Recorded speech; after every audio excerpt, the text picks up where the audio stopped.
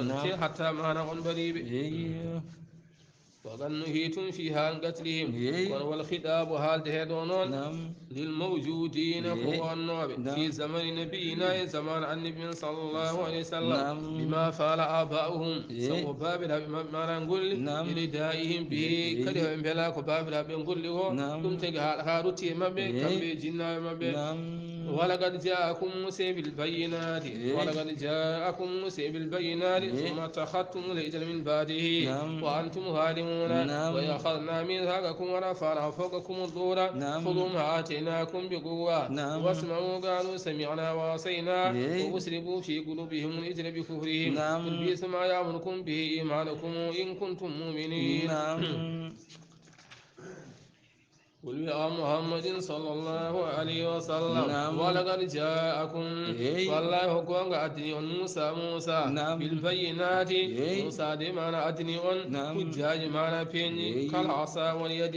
وإن مانا سور النبي موسى سور كلكو في سور نو كلكو ولا يوون تمانا وانتا سويلا سور نو وانتا مانا غولا سويلا سور نو وفيد ويدو هايد بيام يلتهن ولا سويلا سور نو وفيدهم وانتا مانا لكي ودا بوبيلو جولو هن كانكو مانا موسى wani mana Allah hokkin Musa kawi sai mana penyi wani sahne mana mawen thumma takhattumul ijla leftin jogirɗon mana ngaari mbaɗɗon ngaari ndi koni Allah min baadi caggal nde o yi kanko Musa fewde fodore joomi o wa antum no onon zalimuna kon toonɓe koye mon e nangude ngaari watta ɗum mana place mana Allah wa yakhadna sahani min nangudiri mithaqakum aadi mon alal amali bima fi tawrade nde min nangudiri mon aadi wonde yo gollir ko wone mana tawrade wa rafa'na min ɓamdi fawqakum dow moɗo addura mana hayre min mbi khudu nangue ma آتيناكم قدن ون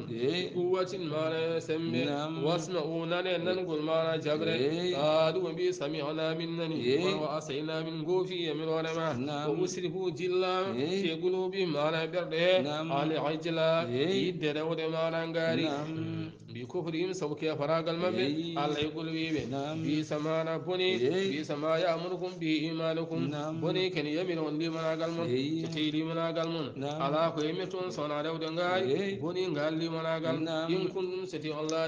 المؤمنين كن غندم الله فدن بيردني ستي كن غندم الله كلي من من على قيمتون صنع يندون غاي بني مانا والإيمان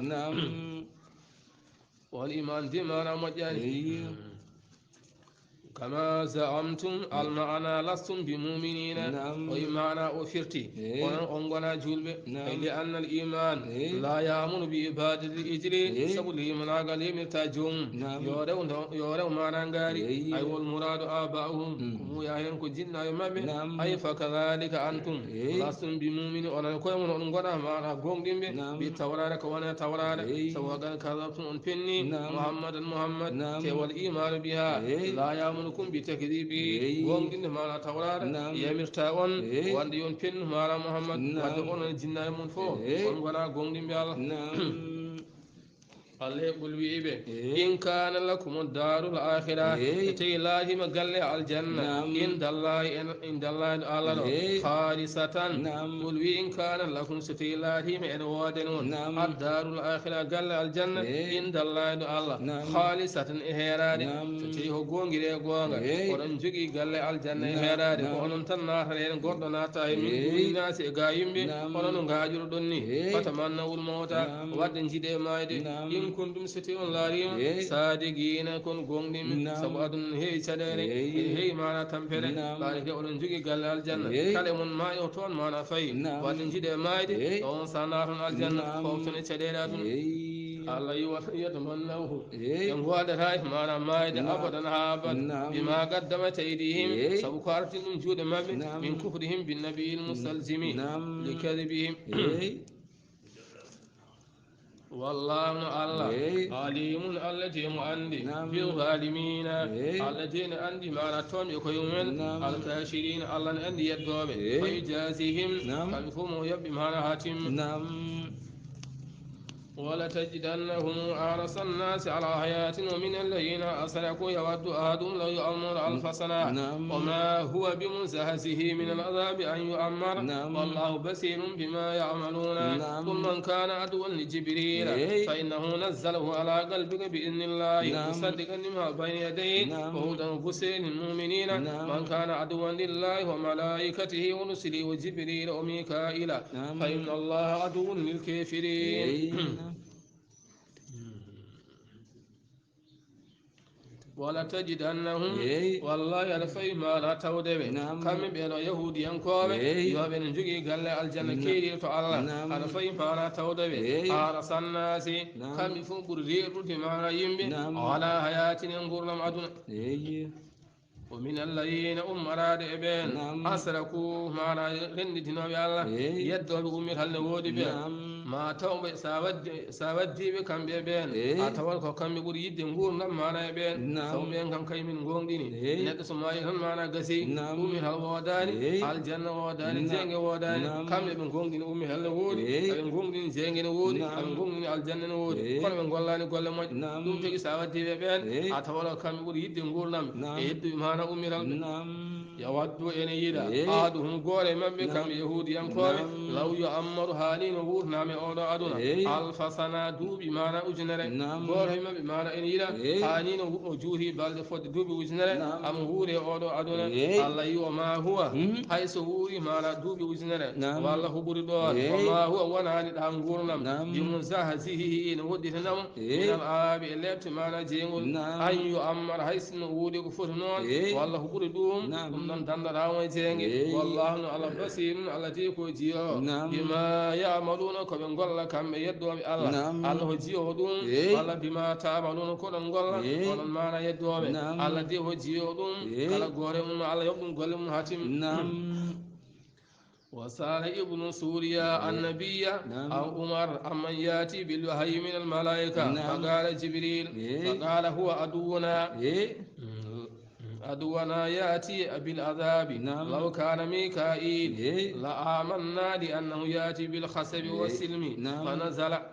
ويسباب جبال آية قرأوا يا مكبير ابن سوريا ونام دي النبي صلى الله عليه وسلم قال يا ونام دي عمر بن الخطاب قال قدوا وهي ملكات يوم سهل الأرويم وجبريل ونقدوا وهي يوم سهل كان ابن سوريا ويمن جبريل وغني أمين سو جبريل من هي أدن من تنمانا وشلال مانا إليبت سنه ميكائيل أدن وهي يوم سهل من قوم دينا ونبار وجبريل على من جبرا سو ميكائيل كم هي أدن مانا وياجين هي أدن وجم جبريل قال لجبي وشلال أدن من قوم دينا الله يقول بيبي من كان كلا والله عدوا لجبريل كلا الله ولن كان جبريل فإنه جبريل نزله كان كون جبنا هذا القرآن على قلبك برنما محمد صلى الله عليه وسلم بإذن الله يمرون الله wadde ɗo yoga yimɓe enen mbiya to banggue gandal wonata koye ngaadi allah kam wiiɗo mana jibril jibbin ɗum ala qalbi koye ɓerde ma wona e ngaadi ma wonata koye ɓerde ma e ɗinon ngaadi e ɓerde ko woni jokkodirde فإنه جبريل نزله كان ويجبنا القرآن على قلبك بحرما محمد صلى الله عليه وسلم بإذن الله يمرون الله مصدقا على كوغون دين قرآن كوغون دين بما بين يديك قديم وهدى كوفيال أمراء المجنة وبسرى أمويلت نلك على كوغون دين الله الجنة يا الجنة للمؤمنين ونند معنا كوغون دين الله من كان كلا الله عدوا لله كوغان الله وملائكته وإذا ملائكة الله وسرين لا بالله وجبريل وإذا معنا جبريل وميكائيل فإن الله عدو للكافرين الذي معنا أجمعنا يدوم وقد معنا يفرق gangu Allah non en gangu neddo wala huune wotere non sinno neddo wonno saani neddo han so tawi an jogi mara jawdi an hokkanno mo hokkara so an wurnanno mo wurna kono Allah yida hefre kono hada mo hurni hefre amo sellinibe amo hokkabe jawdele amo hokkabe ko hokkara julde wade gangu Allah en gangu neddo wala huune wotere kala sifaji gonoje Allah ko he muɗum ena wona yimɓe on noon wona hunde wotere laysa ka mislihi shay huwa samiu basiru allah hay hunde o nandani ko banggue zati makko hay hunde o nandani ko banggue sifaji makko hay hunde o nandani wonna yidde e gañgu ko sifa allah ne yiɗa allah ne aña allah ne yiɗa saaha mo yiɗi o tampina ɗum ha no feewi o adda e mum caɗele o adda e mum rafiji o adda e mum jarabuyiji kewɗe fof kadi on mana o ɓuuri yiɗde kono neɗɗo so yiiɗi neɗɗo o yiɗa neɗɗo o dañi caɗele so yiɗima gilli mana ɓurtuɗi kala ko jogui o waɗante kala ko yi caɗele en jogo yettadema on wawi wadde ɗum defande o waɗan tum mana defande neɗɗo so yiiɗi ko noon wayata kono allah so yiiɗi e addude ma ko jarra buyijo o adda ma mana caɗele so añi hunde kadi o heewi ko jarribade hunde nde kala hunde nde ko yiiɗi o waɗan hunde nde o hokka ɗum cellal o hokka ɗum yajede ɗum ko istidrajan ko ɓeydade ha neɗɗo o wawa nanguede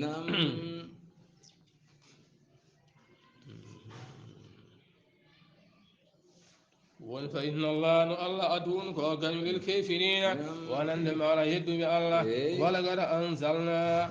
wallahi koga min jippini ilayka fewde ma a muhammadin sallllahu alayhi wa sallam ayatin ayaje bayinatin maɗa peñje maɗa labɗe raddandi gawri ibnu suriyadi nabi ma jitana bi shay ibnu suriya winno annabi sallllahu alayhi wa sallam an hay hunde addanani min ala o addi kay allah wi wala gada anzalna wallahi gonga min jippini ilayka fewde ma muhammadin sallllahu alayhi wa sallam ayatin ayaje bayinatin labɗe wama yakfuru biya yeddata ayaje ɗe illa alfasiquna sowona mana fasigueɓe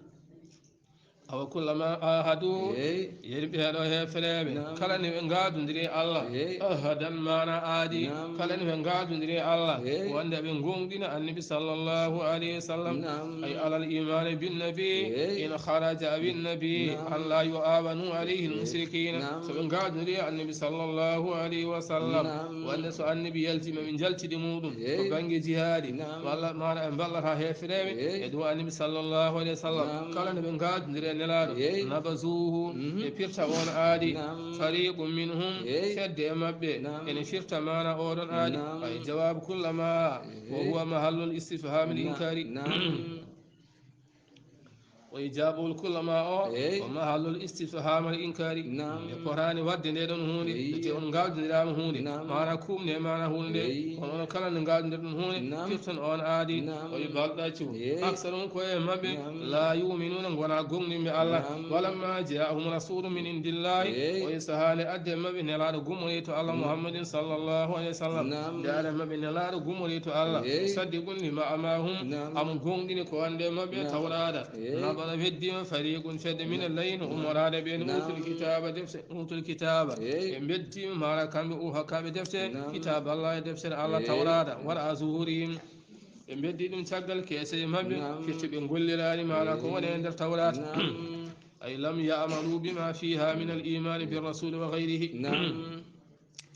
en gonɗinani ko winda e tawrata mana gonɗi muhammadin sallllahu alayhi wa sallam gonɗine nelaɗo mana a faami o hayli e ko jiida e ɗum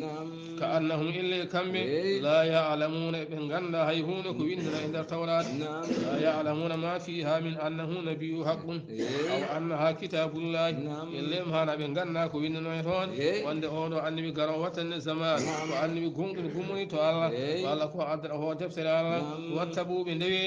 tatlu sayadin ken dursiro ɗum haala seydene ala mulki suleyman e laamu nabiyullahi suleyman min asihri ummorade mbiliw wa kana llahi no dafanatu tahta kurasihi tata kursiyihi o illahi no mana mbilew wonnoge zaman annabi suleyman e heeɓino ngun mbilew e on sa ubbi ɗum e less laamorgo muɗum walla less mana sese mum لما نزيع ملكه أو كانت تسترق السمع وتدم إليه أكاذيب وتلقيه إلى الكهنة ويدونونه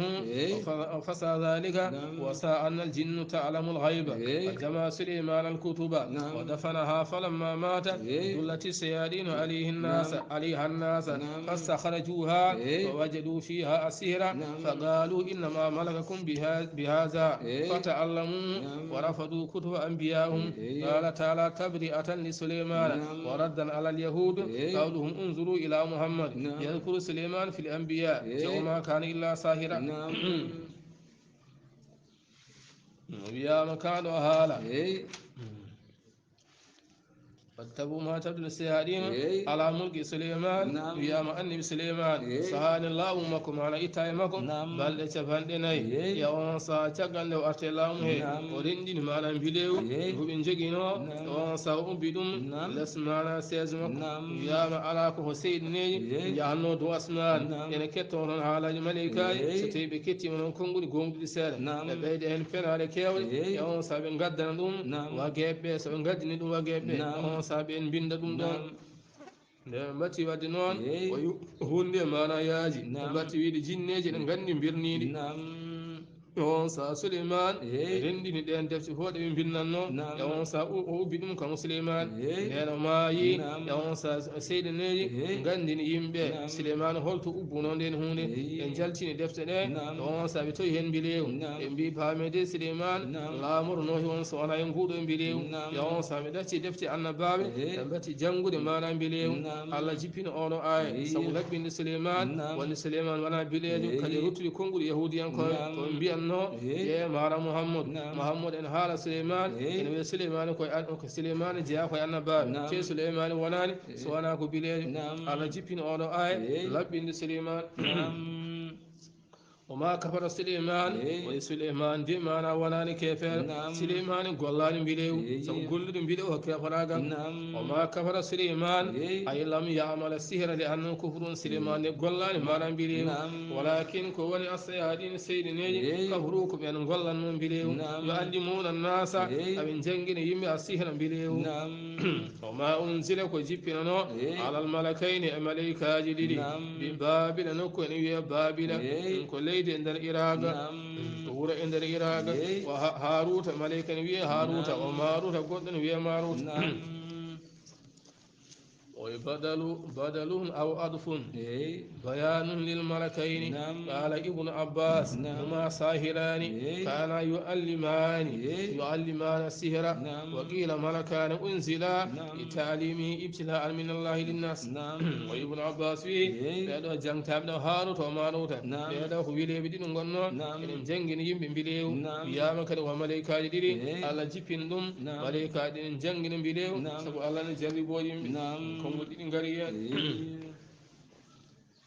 woni Allah yoma yu'allimani ɓe gandinta hay min haadin hay goto hatta yaqula sana ɓe mbiyana on ɓe laaɓa ɗum reedu ɓe mbiya innama nahnu ayno minen fitnatun minen de mana komin jaraboya gummoɗi to Allah ko Allah neli min amin jarri fo mana yimɓe e janngude mana mbilewu ɓe mbiyana on wona janngu mbilewu mbilewde wona hunde moƴƴere ɓe tawi jomum jaaɓi moƴƴi e jomum salima e on saaha ɓe janggina ɗum ɓe mbiyana on fala takfur woto yeddu Allah e janngude بليو سجون مانا سليم فيتعلمون منهما أبن جنگ بين مانا ويليب والذين ملكاي ما يفرقون به كبسير ندرهم بين المرء حكون ندو وزوجه حكون غرق وزوجه مانا يشديدهم حكون ندو يغنديدهم مرء حكون مانا غرق وزوجه يشديدهم wonko ɓen janguintama so tawi mana ɓe mbaɗi ɗum e on sa gorko anca mana debbo ha seera mana debbo ɓe an yuɓe heɗe kullan ilal ahar walla debbo o anca gorko ha laaɓa wiya mana gorko o ma seera ɗum o ma hum allah wonani kamɓe wiyeɓe ɓe darrina bihe aɓe lordiɗe mbiɗewu mabɓe min hajini hay goto mbawa lordiɗe mbiɗewu ngu illa bi idnillahi so wona wonde e sakkitore allah nde on noon kala gollal gollete he ngal e dow leydi way kono jogade portable sa jogui hen portable so réseau wodani a wawi hebde hay goto wawi hebdema wadde ha jani Allah waye mana tagore nde comme no réseau waye portable ni woni ko wiire ha jani Allah sa jogui men gandal mbiɗewu sa jogi gandal mbiɗew so haajani Allah wondani hen sa golli naggata so haajani Allah nde ari noon woni réseau mana ari sa waɗi tan mana keeɓa naggaɗo jiɗirɗani ɗum tagi haajani Allah e welede Allah wona hunde wotere yimɓe no ndendina mana gueɗɗe kono wona hunde wotere haajani Allah o banggue welede Allah o banggue Allah ne haaja hunde taw welaka ɗum omo haaja hunde ke taw mo wela ɗum ويتألمون هبن جنجنا ولو يتألمون هبن جندكنا ما يدرهم كان لور لبت الآخر ولا ينفعهم نفرات يهون يونادون سوانا ما نسيرة ولا قد علموا والله وقوان هبن جندي كم يهود ينقوم لمن سراهم وبيشوتي ما نعود أدون ما له وادنا لمن في الآخرة الآخر من خلاق ما نيجلل ولا بيس بني ما صنعوا به أنفسهم وبيشوتي ما نقوم بأود أدون الآخر لو كانوا سن ملاد نوم يعلمون من غندي دوم يعلمون من غندي ما يسيرون إليه من العرب ما تعلموا الله سن من غندي نوم من جوجي واتين بانغ ما لا لابد من جانغران ما لا بيلي ولو أنهم آمنوا والله كم يهود ينكم سن من غون دينين الله من غون ديني النبي صلى الله عليه وسلم القرآن واتقوا بكل ما لا لابد الله يدتي ما لا كذا الله يدتي جنغون ما لا بيلي أفامي لا أصيبوا وجواب لو محذوف وجاب اللون كهممتا جاب نقول لا أصيبوا أفهم بكبن براج ما نكيو لمصوبة معنا براج معنا غمري من الله غمري تو الله غمري معنا تو الله لمصوبة من عند الله براج غمري تو الله دي خيرا معنا لا تنا غمري معنا مجن دم كبي تشوتي معنا كوي مبي يعود معنا أدنى معنا دبو لو كانوا سن بالله نوم يعلمون بن غنددون أي أنه خير لما آسروه عليه سن بن غندنون معنا براج الله دي ولمجد معنا ينقودون بليو يقولون العالم بليهم يدو معنا براجع يا أيها الذين آمنوا لا تقولوا راعنا وقولوا انظرنا واسمعوا وللكافرين عذاب عليم ما يود الذين كفروا من أهل الكتاب ولا المشركين أن ينزل عليكم من خير من ربكم والله يختص برحمته من يشاء والله ذو الفضل العظيم يا أيها الذين آمنوا من جاب الله قوم لا تقولوا ورنبينا النبي صلى الله عليه وسلم راعنا ما ندار من رائنا تبنج عرب فلنا كندار من وربنج أبرانيا فلنا ما نهفوي دائما أي أمر بالأفهام أمر من المراعاة وكانوا يقولون له ذلك وهي بلغة اليهود سب من الرؤونة فسروا بذلك وخادبوا بها النبي صلى الله عليه وسلم فنهي المؤمنون عنها فبنغ أبرانية كونغول رائنا فراك بويد أمن كونون فبنغ عرب فران مانا كو أين من مانا رهن من يوم ساكم بمانا يهود ينكور ينبتي بيدنا النبي صلى الله عليه وسلم ويفاندري هن وينو دي نلادو الله يوم ساجول بينبتي رفتي هن إن يمتنا بي الله هدي مانا بيدنا الله يقولون بي انظرنا اندار من باسن ويدرا عينا واسنعوا نني ونن مانا جول بقوم الله نني ننقل مانا جبري والكافرين إن وادن مانا يد الله عذاب لابت عليهم المسلمات الآخرة ما يود الذين كفروا من أهل الكتاب ولا المشركين أن ينزل عليكم من خير من ربكم ما يود الذين كفروا إذا بين ما هفر من أهل الكتاب ولا المشركين ولا ما المشركين تبنغ عرب كم دي بن جدا أن ينزل عليكم لألا جيبين تيمودا من خير مجل من ربكم أمرين تجوما بن جدا وايكو جيبوا يمكو سبو حسدا لكم هذا المبيمون kono wallahu Allah yaftasu bi rahmatihi alladini hertina mara yurmena mako man yasamu haji kango Allah wallahu Allah dhul fadlil azim allati ko jumbural mara mangal ولما طين الكفار في النسخ وقالوا إن محمدا يأمر أصحابه اليوم بأمر وينهى عنه غدا ونزل وإن أفا يهود ينكوب ولا يهود النبي صلى الله عليه وسلم ينسك يد معنا هجتر بيت المقدس يجول بمعنى جميلة يونت هجت بيت المقدس أنا يوم سايم بيا lombatu mana hucidde mana masjidil haram kamɓe mana yahudiyankoɓe ɓe mbi muhammadu hanno yemirat ɗum ɗo sahaba makko tan janngo wiye kadi mana gacce mana mbattendani ɓe mbi muhammadu wonani gonga sabu hunde ñiɓani woni allah jippino ono aya allah wi ma nansah min ayatin aw nunsiha naati bi hayrin minha aw misliha alam talam anna allaha ala kulli cheyin qadir alam talam anna allaha lahu mulku samawati wal ardi wama lakum min duni illahi min waliyin wala nasir ma nansah oyi min nuskara min ayatin aya gora ay aya gora mana min nuskari